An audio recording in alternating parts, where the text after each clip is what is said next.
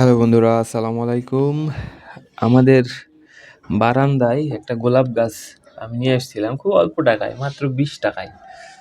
তো নিয়ে এসে এই যে পুরনো হচ্ছে দিছিলাম। হ্যাঁ, কি যেন বলে এটাকে, বালতি। এই বালতিতে এই গোলাপ গাছটা রাখছি। তো দেখছি এই যে এইখানে যে কুশি বেরোচ্ছে ছোট ছোট, সামান্য আলো এখানে আসে। অন্য গাছগুলোতে ভালোই আলো পাই, যে যেমন এই যে চন্দ্র, কি যেন এটাকে বলে, আছে গাঁদা ফুলের গাছ, সেটারও আমরা পাইনি, এভাবে রাখছিলাম। তারপরে এই যে এই ফুলটা কত ধরছে, চন্দ্রমল্লিকা না, চন্দ্রমল্লিকা না এটা, হ্যাঁ চন্দ্রমল্লিকার আর একটা কালার।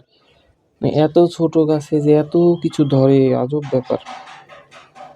তো সব থেকে এইটা তো বাঁচতই, বাঁচবে এরকম মনে হচ্ছিল, কিন্তু সব থেকে ভয় ছিলাম যে 20 টাকার গোলাপ গাছ, যদি আমার বলছে যে এটাতে ফুল আসতে অনেক সময় লাগবে।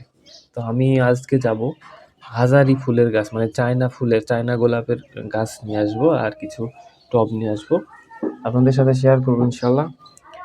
আর এইটা কি গাছ আপনারা যদি একটু বলেন তাহলে হবে, জানতে পারতাম আর কি।